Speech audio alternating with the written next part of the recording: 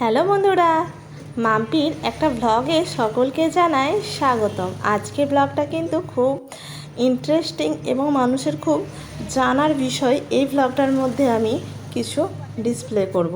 সেটা হলো সারেগামাপা অডিশানেতে কি কি হয়, বা ওখানে কি কি লাগে অডিশন দিতে, বা ওখানে কি জিজ্ঞাসা করে, সবাই কি গান গাইতে পারে, আর গান গাইলেও কতটা গান গাইতে হয়, কিভাবে হয়, সমস্তটা ডিটেলসে আলোচনা করব।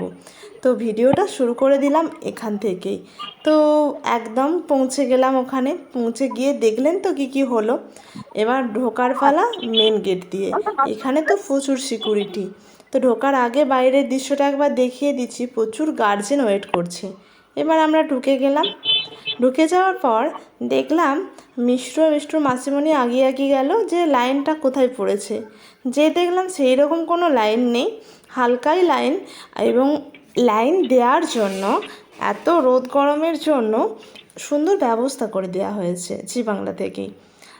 সুন্দর ছাউনি করে দেওয়া হয়েছে, বড় বড় টেবিল ফ্যান লাগানো হয়েছে, আর সিরিয়ালের ব্যানারগুলো খুব সুন্দরভাবে সাজিয়ে রাখা হয়েছে। দেখতেই পাচ্ছেন বন্ধুরা কেমনভাবে সবাই লাইন দিয়ে আছে অডিশন দেওয়ার জন্য। আর মিষ্টুর মাসিমণিও লাইন দেওয়ার জন্য কিন্তু রেডি।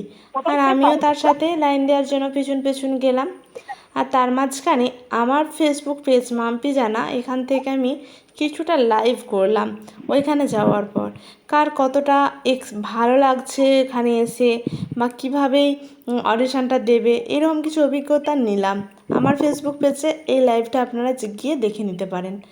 তাছাড়াও যেটা হলো, আমাদের মিষ্টু এই ব্যানারগুলোর সাথে একটু ছবি তুলে নিল। আর মিষ্টু খুব এক্সাইটেড হয়েছে সারেগামাপায় অডিশান দেবে, সেই জন্য এই যে প্রথমে দেখতেই পেলেন ওই দূরে ফর্ম ফিল আপ হচ্ছিলো, তার কাছে লাইন দিয়ে আমরা পৌঁছে গেলাম। এখানে ফর্ম ফিল আপ হচ্ছে, তার জন্য লাগছে শুধুমাত্র এক কপি ছোট্ট ফটো। তো ওই ফটো এক কপি করে দিলাম, দিয়ে একটা করে আমাদেরকে ফর্ম দিল।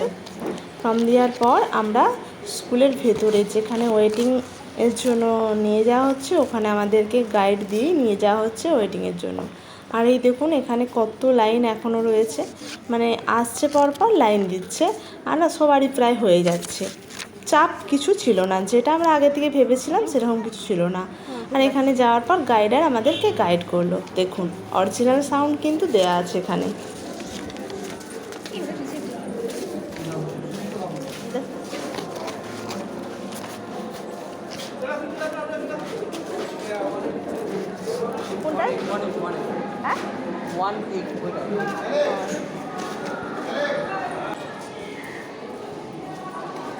ওয়েটিং রুমে ঢোকার পর দেখলাম অনেক ছেলে মেয়ে ওখানে ওয়েট করছে।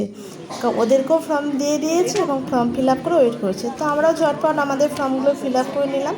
তার সাথে যারা 18 বছরের ঊর্ধ্বে তাদেরকে একটা এক্সট্রা ফর্ম দেওয়া হলো। দেখুন এই ফর্মটা, যারা 18 বছরের ঊর্ধ্বে মহিলা আছে তাদেরকে এই ফর্মটা দেওয়া হচ্ছে ফিল আপ করার জন্য।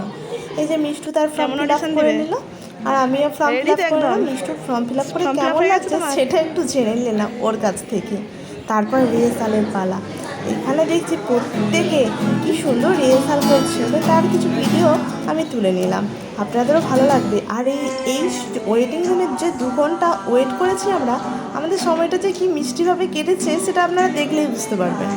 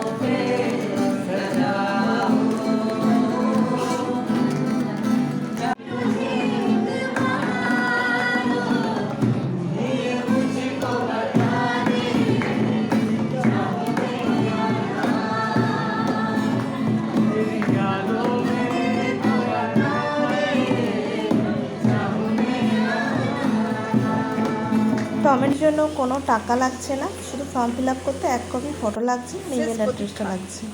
এবার কিছু একটা হয়েই যাবে। একদম ফাইনাল অডিশনে।